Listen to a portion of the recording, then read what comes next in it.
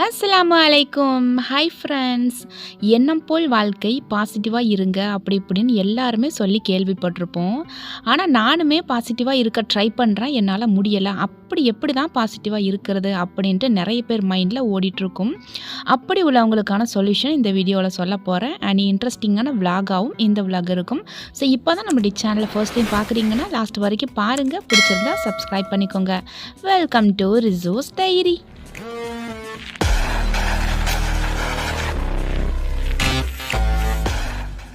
இந்த விலாக் பார்த்தீங்கன்னா வெள்ளிக்கிழமை அண்ட் சனிக்கிழமை 2 நாள் எடுத்த விலாகை நான் ஷார்ட்டாக சொல்லியிருக்கேன். வெள்ளிக்கிழமைனாலே நம்ம ஸ்பெஷலாக தான் சமைப்போம். அதனால் என்னோடய பையனுக்கு காலையிலே சீக்கிரமாக சாப்பாடு கொடுக்கணும் அப்படின்றதுனால பாஸ்தா மட்டும் ரெடி பண்ணி அவனுக்கு லஞ்சுக்கு கொடுத்து விட்டுட்டு அதுக்கப்புறமா தான் ஃபைஹா டேடி வந்துட்டு கறி வாங்கிட்டு வந்தாங்க. சோதனைக்காகவே நம்ம வந்துட்டு பிரியாணி பண்ணணும் அப்படின்னு நினைக்கிற அன்னைக்குன்னு தான் நமக்கு இஞ்சி பூண்டு பேஸ்ட்டு சுத்தமாக காலியாயிரும். அதனால் அந்த பேஸ்ட்டு ரெடி பண்ணணும், அதனால் டைம் எடுக்கும் அப்படின்ட்டு நான் சிம்பிளாக ஸ்கூலுக்கு சமைச்சு கொடுத்துட்டேன். அதுக்கப்புறம் தான் இந்த ப்ரிப்ரேஷன் எல்லாமே பண்ணேன். ஃபஸ்ட்டு வந்துட்டு இஞ்சி பூண்டு பேஸ்ட்டு நல்லா பேஸ்ட் பண்ணி அரைச்சி பாக்ஸில் ஸ்டோர் பண்ணி வச்சாச்சு. அடுத்து வாங்கிட்டு வந்த கறியை வந்து கட் பண்ணிவிட்டு வாஷ் பண்ணி அதை வந்துட்டு குக்கரில் போடணும். ஒரு 2 விசில் போட்டு எடுத்து வச்சிட்டோம் அப்படின்னா நம்ம பிரியாணிக்கு டக்குன்னு ரெடி பண்ணிடலாம். தால்ச்சாக்கு வந்து எலும்பு அண்ட் கொழுப்பு ரெண்டுமே தனியாக அதை எடுத்து வச்சுட்டேன் ஒரு ஓரமாக. ஸோ இன்றைக்கி வந்து பிரியாணி டீட்டெயிலாக நான் சொல்ல போகிறேன். நான் அந்த ப்ரிப்ரேஷன் பார்த்துட்டு இருக்கும்போதே நம்ம தம்ப்நெயிலில் பார்த்தா அந்த விஷயங்களை பார்த்துட்டு வந்துடுவோம். இப்போது பாசிட்டிவ் அப்படின்றது நம்மளுடைய ஒரு நாளுடைய தொடக்கத்தில் எந்த மாதிரியான மனநிலையில் நம்ம இருக்கமோ அதே மனநிலையில் தான் ஒரு நாள் ஃபுல்லாமே நமக்கு இருக்கும். சேம் அதே மாதிரி நைட்டு நீங்கள் தூங்கும்போது நீங்கள் ஹாப்பியான மைண்ட் செட்டோட தூங்குனீங்கன்னா அடுத்த நாள் உங்களுக்கு சூப்பர் ஹாப்பியாக இருக்கும். ஆனால் நைட்டு நீங்கள் தூங்கும்போது ரொம்ப குழப்பத்தோடையும் டென்ஷனோடையும் ஒரு பயத்தோடையும் நீங்கள் தூங்குனீங்கன்னா அடுத்த நாள் உங்களுக்கு அதே மாதிரி தான் அமையும். இதுக்கு தான் சொல்லுவாங்க எண்ணம் போல் வாழ்க்கை அப்படின்றது. இது ஒரு வார்த்தை மட்டும் கிடையாது.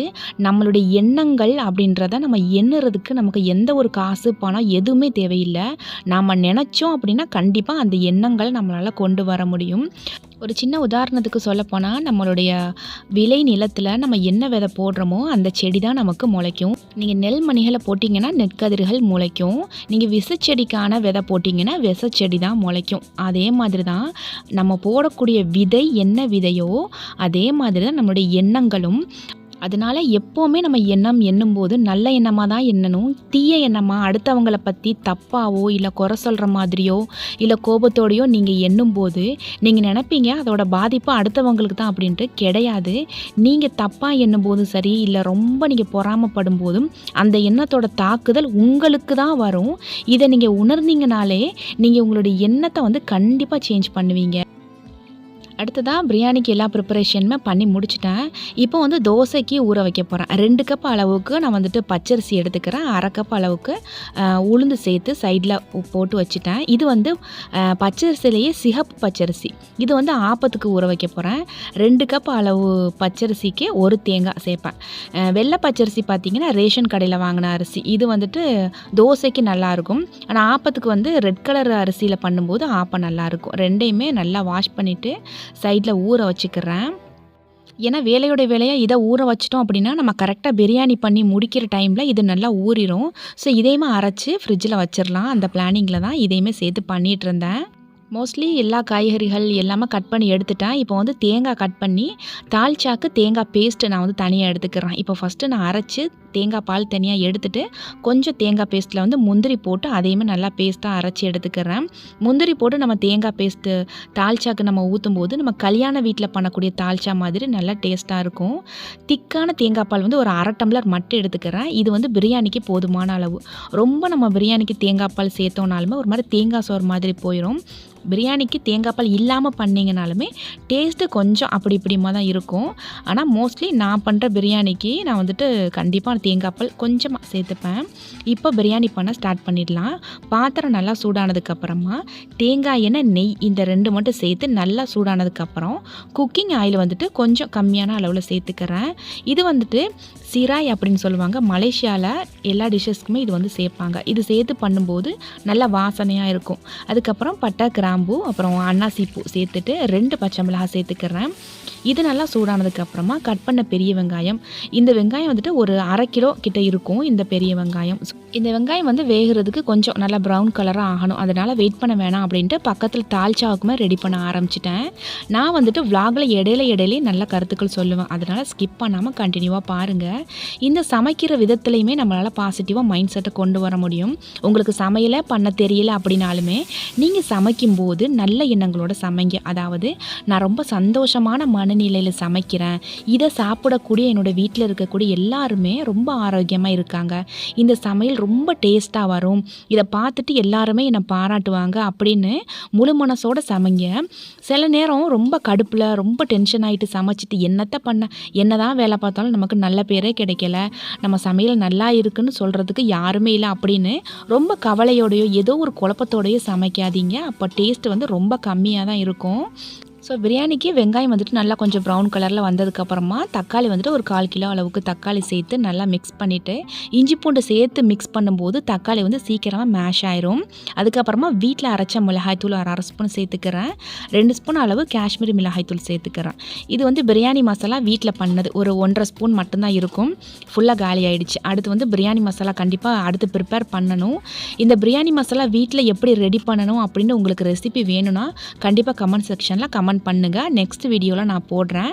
அதிகமான பேர் கமெண்ட் பண்ணிங்கன்னா நான் வீடியோவில் போடுறேன். ஓகேவா? அடுத்ததாக ஒரு 500 ml தயிரில் பார்த்திங்கன்னா கொஞ்சமாக சம்பளுக்கு மட்டும் கொஞ்சம் வச்சுட்டு பேலன்ஸ் தயிர் எல்லாத்தையுமே நான் சேர்த்துட்டேன். இது மிக்ஸ் பண்ணிவிட்டு கொஞ்சமாக அப்படியே எண்ணெய் லைட்டாக பிரிஞ்சு வர்ற மாதிரி இருக்கும். அந்த ஸ்டேஜில் பார்த்திங்கன்னா நம்ம வந்து கறி சேர்க்கணும். இப்போ பாருங்கள் நல்லா எண்ணெய் பிரிஞ்சு வந்துடுச்சு. இப்போ கறி வந்துட்டு ஒரு 2 விசில் போட்டு ஆஃப் பண்ணி வச்சுருந்தேன். அந்த கறி வெந்த தண்ணியை வந்துட்டு தனியாக எடுத்து வச்சுக்கிறேன். அதை நம்ம அப்புறமா சேர்த்துக்கிறணும். இப்போ கறியை சேர்த்து நல்லா கொஞ்சம் மிக்ஸ் பண்ணிக்கிறலாம். இப்போ அப்படியே கொஞ்சம் லோ ஃப்ளேமில் வச்சுட்டோன்னா இடையில வந்துட்டு மறுபடியுமே எண்ணெய் அப்படியே பிரிஞ்சு வரும். இந்த ஸ்டேஜில் கறி அவிச்ச தண்ணியை வந்துட்டு இது கூட சேர்த்துக்கிறேன். 1 கப் பாசுமதி ரைஸுக்கு 1.5 கப் அளவு தண்ணி அந்த விதத்தில் சேர்த்துக்கிறேன். இப்போ நம்ம திக்கான தேங்காய் பால் எடுத்து வச்சுருந்தோம் இல்லையா, இந்த தேங்காய் பாலையும் நம்ம எந்த அளவுக்கு தண்ணி அளந்து ஊற்றுறோமோ அது கூடவே சேர்த்துட்டு அதையுமே இந்த கரெக்டான மெஷர்மெண்ட்டில் நான் அளந்து ஊற்றிக்கிறேன்.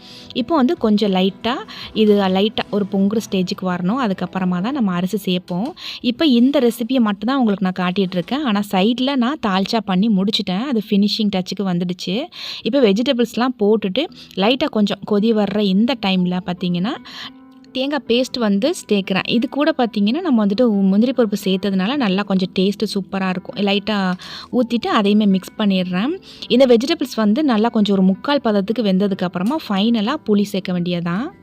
இப்போ நம்ம டாபிக் உள்ளே போயிடலாம். நிறைய பேர் நினைப்பீங்க சும்மா பாசிட்டிவாக இருக்க சொல்லிகிட்டே இருக்கீங்களே, இதனால் என்ன பெனிஃபிட் அப்படின்னு நிறைய பேர் மைண்டில் ஓடும். பாசிட்டிவாக இருந்து பாருங்கள், லைஃப் மாறுங்க, கண்டிப்பாக மாறும். அதுக்கு நானே ஒரு உதாரணம் தான். ஏன்னா நான் நிறைய கேள்விப்பட்டிருப்பேன் முன்னாடிலாம் எண்ணம் போல் வாழ்க்கை அப்படின்னா என்னென்ன தெரியாது, சும்மா ஏதோ ஒரு வார்த்தை மாதிரி சொல்கிறாங்க அப்படின்னு தான் நினச்சேன். அது என்ன அப்படின்னு நான் ரொம்ப உள்ளே போய் ஆராய்ஞ்சு நான் நிறைய சர்ச் பண்ணி பார்த்து அதுக்கேற்ற புக்ஸ் வாங்கி படித்து என்னோடய நாலேஜ் வந்து இம்ப்ரூவ்மெண்ட் பண்ணதுக்கு அப்புறமா தான் நான் ஃபீல் பண்ணுறேன் நம்மளுடைய எண்ணங்கள் மூலமாக நம்மளுடைய வாழ்க்கையை அவ்வளோ அழகாக நம்மளால் வடிவமைக்க முடியும்.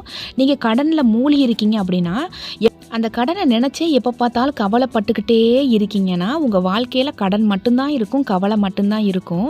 ஆனால் அதை இருந்து மீண்டு வர்றதுக்கு என்ன பண்ணலாம், ஓகே இந்த கடன் இப்படி இருக்குது பரவாயில்ல, சீக்கிரமாக இதை நான் மீட்டெடுத்துருவேன் அப்படின்னு உங்கள் கையில் 10 பைசா இல்லைனாலுமே நீங்கள் சும்மா உங்களுடைய எண்ணங்களை மட்டும் நீங்கள் பாசிட்டிவாக திங்க் பண்ணுங்கள்.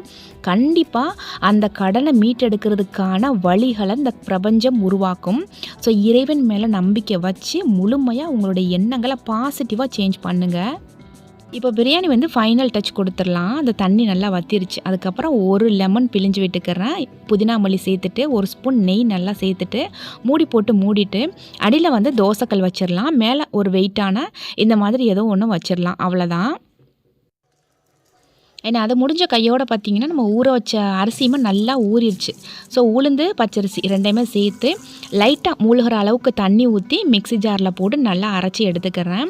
இது வந்து தோசைக்கு. ஸோ ஒன்றா ஊற்றிட்டு கைகளால் நல்லா அடித்து விட்டுட்டு மூடிட்டோன்னா நல்லா பொங்கி வந்துடும். இதை மூடிட்டு அடுத்து பார்த்திங்கன்னா நான் வந்துட்டு ஆப்பத்துக்கு அரைக்க போகிறேன். ஆப்பத்துக்கு நான் ஆல்ரெடி சொன்னேன் 2 கப் அரிசிக்கு 1 தேங்காய் வந்துட்டு கரெக்டாக இருக்கும். ஒரு மீடியம் சைஸ் தேங்காய் சரியாக இருக்கும். தேங்காய் உடைச்சோன்னா தேங்காய் தண்ணி வந்து குடிக்கிறது எனக்கு ரொம்ப பிடிக்கும். அதுவுமே தேங்காய் உள்ளே ஊற்றி வச்சு குடிக்கும்போது அப்படியே நேச்சுரலாக குடிக்கிற ஒரு ஃபீல் கிடைக்கும். தேங்காய் வந்து ஒரு தேங்காவை நல்லா கட் பண்ணி எடுத்துட்டு இதை ஃபஸ்ட்டு நம்ம வந்துட்டு ஒரு தேங்காய் பூவாக ரெடி பண்ண போகிறோம். மிக்ஸி ஜாரில் போட்டு இந்த மாதிரி நல்லா தேங்காய் பூ ஆக்கிக்கலாம்.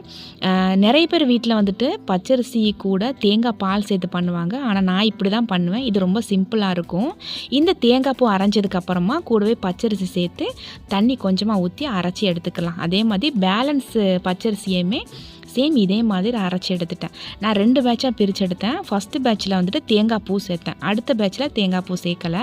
ஸோ 2யுமே ஒன்றா சேர்த்து அரைச்சிட்டு அதுக்கப்புறம் கைகள்னால மிக்ஸ் பண்ணி அடித்து விட்டுட்டோன்னா ஆப்பம் மாவு டக்குன்னு ரெடி ஆகிடும். ஒரு சிஸ்டர் வந்துட்டு கேட்டிருந்தாங்க ஆப்பம் மாவு ரெசிபி போடுங்க அப்படின்ட்டு. ஸோ அதுக்காக இதை நான் சொல்கிறேன். கொஞ்ச நாள் இந்த ஆப்பம் மாவு தோசை மாவு பண்ணாமல் இருந்தேன். ஏன்னா தொடர்ந்து பண்ணும்போது பிள்ளைங்க வந்து எப்போ பார்த்தாலும் ஆப்பமா எப்போ பார்த்தாலும் தோசையான்னு கேட்க ஆரம்பித்தாங்க. அதனால் கொஞ்சம் ரெஸ்ட் விட்டுட்டு இப்போ தான் ஒரு 1 மந்த்துக்கு அப்புறம் அரைக்க ஆரம்பிச்சிட்டேன். அடுத்ததாக ஒரு சின்ன ஒரு ஜூஸ் ரெசிபி நம்ம பார்த்துடலாம். தேங்காய் வந்து ஒரு 4-5 துண்டு தேங்காய் பல் எடுத்துக்கிறேன். அது கூட 2 பெரிய நெல்லிக்காய் சேர்த்துக்கிறேன். இதை விதை இல்லாமல் கட் பண்ணி உள்ளே சேர்த்துட்டு ஒரு 1/2 டம்ளர் மட்டும் தண்ணி ஊற்றி நல்லா மிக்சியில் அரைச்சி எடுத்துருங்க. ஸோ நல்லா அரைஞ்சதுக்கப்புறமா 1 டம்ளர் அளவுக்கு தண்ணி ஊற்றி இதை நல்லா அரைச்சி எடுத்துட்டு வடிகட்டி எடுத்துக்கலாம். இது எதுக்குன்னா இது நெல்லிக்காய் ஜூஸ் தான். ஆனால் கசப்பே தெரியாது, ரொம்ப ரொம்ப டேஸ்ட்டாக இருக்கும். இந்த ஜூஸ் போட்டுட்டு இருக்கும்போதே ஃபைஹாமா வந்து ஸ்கூல் விட்டு வந்துட்டாங்க. ஃபைஹா டேடி கூட்டிகிட்டு வந்துட்டாங்க.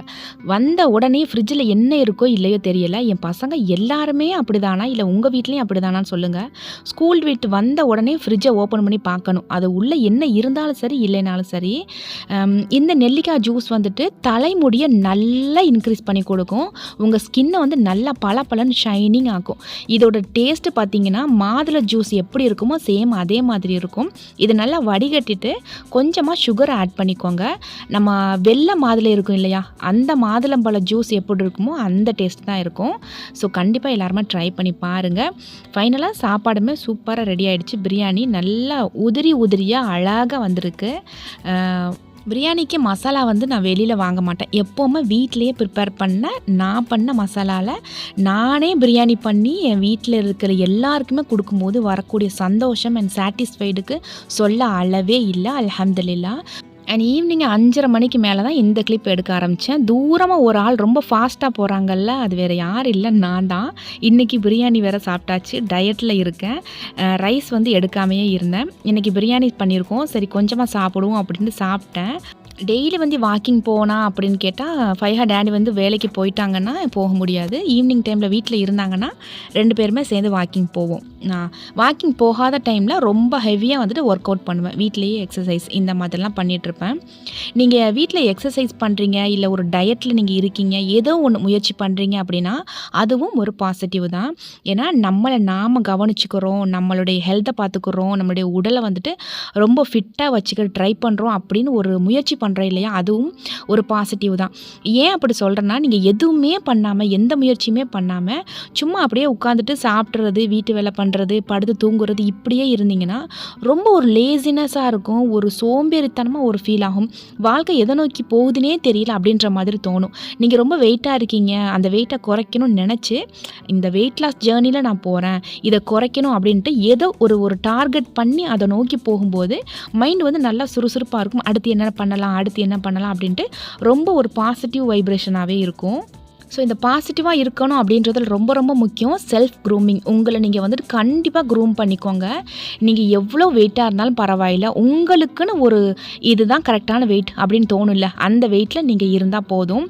பாடி ஷேமிங் பண்ணாதீங்க, நீங்களும் பண்ணாதீங்க. யாரையும் உங்களை பாடி ஷேமிங் பண்ணக்கூடிய அளவுக்கு நீங்கள் உங்களை வச்சுக்காதீங்க. ஏன்னா இந்த உலகத்தில் கடைசி வரை நம்ம கூட வர்றது நம்மளுடைய உடல் தான். அதனால் உங்களை எப்போவுமே ஹெல்த்தியாக பார்த்துக்கோங்க. ஹெல்த்தியான சாப்பாடு சாப்பிடுங்க, ஃபிட்டாக வச்சுக்கோங்க. எனக்கு எக்ஸசைஸ் பண்ணலாம் டைம் இல்லைங்க அப்படின்னு நினச்சிங்கன்னா உங்களுக்கு பிடிச்ச பாட்டு ஏதாச்சும் நல்லா ஒரு குத்து பாட்டை போட்டுட்டு நல்லா செம்மையாக டான்ஸ் ஆடுங்க. இல்லை நாங்கள் ஜாயின்ட் ஃபேமிலி அப்படிலாம் டான்ஸ் பண்ண முடியாது அப்படின்னு நினச்சிங்கன்னா நீங்கள் ரூம் உள்ள டோரை லாக் பண்ணிவிட்டு நீங்கள் டான்ஸ் பண்ணுங்கள். ஆக மொத்தத்தில் சும்மா இருக்கக்கூடாது, ஏதோ ஒன்று பண்ணணும், பண்ணிக்கிட்டே இருக்கணும் அப்படின்றது தான் நம்மளுடைய மைண்ட் செட். இந்த மைண்ட் செட்டோடு இருந்தோனாலே நம்ம பாசிட்டிவ் அப்படின்றது நமக்கு ஆட்டோமேட்டிக்காக டே பை டே நமக்கு வந்து இன்க்ரீஸ் ஆகிக்கிட்டே இருக்கும். இப்போ ஒரு சவுண்டு ஒன்று வரும், இது என்ன சவுண்டு அப்படின்னு சொல்லிட்டு கொஞ்சம் நேரம் கவனிங்க.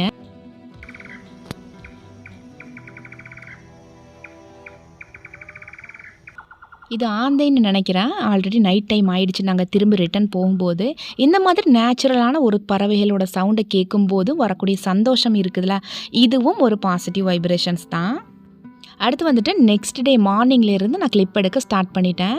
ஸோ காலையில் வந்துட்டு இன்றைக்கி சாட்டர்டே அப்படின்றதால சமையல்லாம் கொஞ்சம் லேட்டாக பண்ணால் போதும் அப்படின்ட்டு ஃபஸ்ட்டு டிஸ்பேச்சிங் ஒர்க்கை முடிச்சிடலாம் அப்படின்ட்டு கம்ப்ளீட்டாக இன்றைக்கி முடிக்க வேண்டிய ஆர்டர்ஸ் எல்லாத்தையுமே முடிச்சிட்டேன். அல்ஹம்துலில்லாஹ். எந்த ஒரு கெமிக்கல்ஸுமே இல்லாமல் நம்முடைய உடல் அழகையும் உடல் ஆரோக்கியத்தையும் பாதுகாக்கணும் அப்படின்னு நினைக்கக்கூடிய ஒரு பேரண்ட்டாக நீங்கள் இருந்தீங்கன்னா கண்டிப்பாக உங்களுடைய வீட்டில் எல்லாருக்குமே ரிசஸ் ஆர்கானிக்கோட ப்ராடக்டை வாங்கி யூஸ் பண்ணுங்கள். 100% உங்களுக்கு நல்ல ஒரு பெனிஃபிட்டை கொடுக்கும். லாஸ்ட் டைம் வந்துட்டு தீபாவளிக்கு ஆஃபர் போட்டிருந்தேன், ஃப்ரீ ஷிப்பிங் ஆஃபர். நிறைய பேர் நினச்சிருப்பீங்க ஃப்ரீ ஷிப்பிங் அப்படின்னா ஃப்ரீயாக நமக்கு வந்து கொரியரில் டெலிவரி பண்ணி கொடுக்குறாங்க அப்படின்ட்டு. கிடையாது, அந்த கொரியருக்கு நான் தான் அமௌண்ட்டு கொடுப்பேன். ராஜஸ்தான்லேருந்து ஒரு சிஸ்டர் வந்து பல்காக ஆர்டர் போட்டிருந்தாங்க ஃப்ரீ ஷிப்பிங்கில். அதனால அவங்களுக்கு உண்டான ஷிப்பிங் காஸ்ட் வந்து நான் தான் கொடுத்தேன். அவங்களுக்கு மட்டுமே 330 ரூபா வந்துச்சு. அதை பார்த்துட்டு வீட்டில் கொஞ்சம் திட்டு விழுந்துச்சு. இவ்வளோ அமௌண்ட்டு ஃப்ரீ ஷிப்பிங்கில் எதுக்கு நீ கொடுக்குற அப்படின்ற மாதிரி கேட்டாங்க. ஏன்னா எனக்கு நான் பணம் சம்பாதிக்கிறேன் அப்படின்றதையும் தாண்டி என்னோட கஸ்டமர்ஸ் வந்து சாட்டிஸ்ஃபைட் ஆகணும், அவங்களுடைய மன நிறைவடையணும். நான் தமிழ்நாடுக்குள்ளே மட்டும் நான் ஃப்ரீ ஷிப்பிங்கில் கொடுத்துட்டு தமிழ்நாடை தாண்டி இருக்கிறவங்களுக்கு நான் ஷிப்பிங்கில் நான் ப்ராடக்ட் கொடுத்தேன் அப்படின்னா அவங்களுக்கு மனசு கஷ்டமாயிடும். ஸோ என்னுடைய கஸ்டமர்ஸ் அப்படின்றது எனக்கு எல்லாருமே ஒன்று தான், எந்த நாட்டில் இருந்தாலும் சரி, எந்த இடத்துல இருந்தாலும் சரி. அதனால் எல்லாருக்குமே ஒன்றா நான் கொடுக்கணும் அப்படின்றதுக்காக இந்த ஃப்ரீ ஷிப்பிங் ஆஃபர் கொடுத்துட்ருந்தேன். அல்ஹம்துலில்லாஹ் தீபாவளியோட அந்த ஆஃபருமே முடிஞ்சிடுச்சு. ஸோ இப்போ வந்துட்டு ஸ்கின் ஒயிட்னிங் ஃபேஸ் பேக் வந்துட்டு நான் கொஞ்சமாக ஒரு ஸ்பூன் எடுத்துக்கிட்டு அது கூட பசும்பால் சேர்த்து மிக்ஸ் பண்ணிவிட்டு ஃபைஹா பேபிக்கு இன்றைக்கி ஃபேஸ் பேக் போட போகிறேன். ஸ்கூல் டைம் வந்துட்டு வீக்லி ஒன்ஸ் தான் லீவ், அதனால் அந்த டைம் தான் ஹேர் பேக் ஃபேஸ் பேக் இதெல்லாமே அவங்களுக்கு போடுறது. இப்போ எதுக்கு ஃபேஸ் இப்படி மாறுது அப்படின்னா நானே தன்னால் ஃபேஸில் அப்ளை பண்ணிக்கிறேன் அப்படின்ட்டு ரொம்ப முரண்டு பிடிச்சிட்டு இருந்தா. ஸோ வீடியோ எடுக்கணுன்றதுக்காக நான் தான் அவளுக்கு அப்ளை பண்ணேன், இல்லைன்னா அவளே அப்ளை பண்ணிடுவா. இது வந்துட்டு கொஞ்சம் ஒரு அரை மணி நேரம் நல்லா கொஞ்சம் ட்ரை ஆகணும். ஸோ கொஞ்சம் நேரத்துலேயே பாருங்கள் நல்லா இந்த மாதிரி ட்ரை ஆகிடுச்சு. ஸோ அந்த ஃபேஸ் பேக் வந்துட்டு ட்ரை ஆகிறதுக்கு இடையில தலையில் நல்லா ஆயில் வச்சு தலையுமே கட்டி விட்டுட்டேன். உங்களோட ஃபேஸ் வந்துட்டு நல்லா ஒயிட் ஆகணும், ஃபேஸில் இருக்கக்கூடிய கரும்புள்ளி போகணும், மங்கு மறையணும், கருவளையம் போகணும், பரு வரக்கூடாது, பரு அந்த தழும்பு எல்லாம் மறையணும்னு நீங்கள் நினச்சிங்கன்னா இந்த ஒரு ப்ராடக்ட் மட்டும் போதும். நம்ம ரிசஸ் ஆர்கானிக்கோட ஃபேஸ் பேக் மட்டுமே போதும். இது நல்லா காஞ்சதுக்கப்புறமா கொஞ்சம் கொஞ்சமாக தண்ணி ஊற்றி லைட்டாக அப்ளை பண்ணிவிட்டு இப்படி ஈரமானதுக்கப்புறம் லைட்டாக இப்படி ஸ்க்ரப் பண்ணி எடுக்கணும். ரொம்ப தேய்க்கக்கூடாது, மைல்டாக தேய்க்கும் போது முகத்தில் இருக்கக்கூடிய அந்த ஒரு டெட் செல்ஸ் எல்லாமே கம்ப்ளீட்டாக போயிடும். இப்போ ஃபேஸ் வந்து வாஷ் பண்ணதுக்கப்புறம் பாருங்கள் எவ்வளோ பிரைட்டாக இருக்குது அப்படின்ட்டு. கன்னம்லாம் அப்படியே ரொம்ப சாஃப்டாக இருக்கும், அப்படியே தொட்டு பார்த்துட்டே இருக்கலாம், அவ்வளோ அழகாக இருக்கும். இது வந்து நம்ம சின்ன குழந்தைங்க 2 வயசு குழந்தைங்கலேருந்து யார் வேணாலும் நம்ம ஸ்கின் ஒயிட்னிங் ஃபேஸ் பேக் வந்து யூஸ் பண்ணலாம். நீங்கள் கண்டினியூவாக டெய்லி யூஸ் பண்ணிட்டு வரும்போது ஸ்கின்னோட கலர் வந்து நல்லா சேஞ்ச் ஆகிறத உங்களால் பார்க்க முடியும். அந்த கொரியன் ஸ்கின்னு சொல்லுவாங்க இல்லையா, அந்த மாதிரி நல்லா பளபளன்னு இருக்கும். என் பொண்ணுக்கு டெய்லி போடுறதுக்கு டைம் இல்லை, ஸோ வீக்லி ஒன்ஸ் தான் நான் யூஸ் பண்ணிட்டு வர்றேன். நம்ம ரிசஸ் ஆர்கானிக்கோட skin whitening face pack and bath powder இந்த ரெண்டுமே யூஸ் பண்ணாதவங்களுக்கு ஒரு சின்ன ஷேஷியாக நான் கொடுக்க போகிறேன். அதாவது சாம்பிள் பேக் மாதிரி கொடுக்க போகிறேன். அதை வாங்கி யூஸ் பண்ணிவிட்டு நீங்கள் அடுத்து நீங்கள் ஆர்டர் பண்ணுறதா இருந்தால் பண்ணிக்கலாம். இந்த சாம்பிள் பேக் வந்துட்டு உங்களுக்கு ஃப்ரீயாக கிடைக்கும். நீங்கள் என்ன ப்ராடக்ட் ஆர்டர் பண்ணுறீங்களோ அது கூட சேர்த்து இந்த பேக் வந்து நான் வைக்க போகிறேன் இன்ஷா அல்லாஹ் அடுத்ததாக. என்னோட ப்ராடக்ட் உங்களுக்கு வேணும்னா ஸ்க்ரீனில் தெரியக்கூடிய வாட்ஸ்அப் நம்பருக்கு மெசேஜ் பண்ணி உங்கள் ஆர்டர் ப்ளேஸ் பண்ணிக்கோங்க. இதோட இந்த vlog நான் முடிச்சுக்கிறேன். ஸோ இதை பிடிச்சிருந்துச்சி அப்படின்னா கண்டிப்பாக லைக் பண்ணிக்கோங்க. எப்போவுமே பாசிட்டிவாக திங்க் பண்ணுங்கள். எண்ணம் போல் வாழ்க்கை, எண்ணம் போல் மட்டும்தான் வாழ்க்கை. கையோட நம்மளோட சேனலை சப்ஸ்கிரைப் பண்ணி லைக் பண்ணிக்கோங்க. தேங்க்ஸ் ஃபார் வாட்சிங்.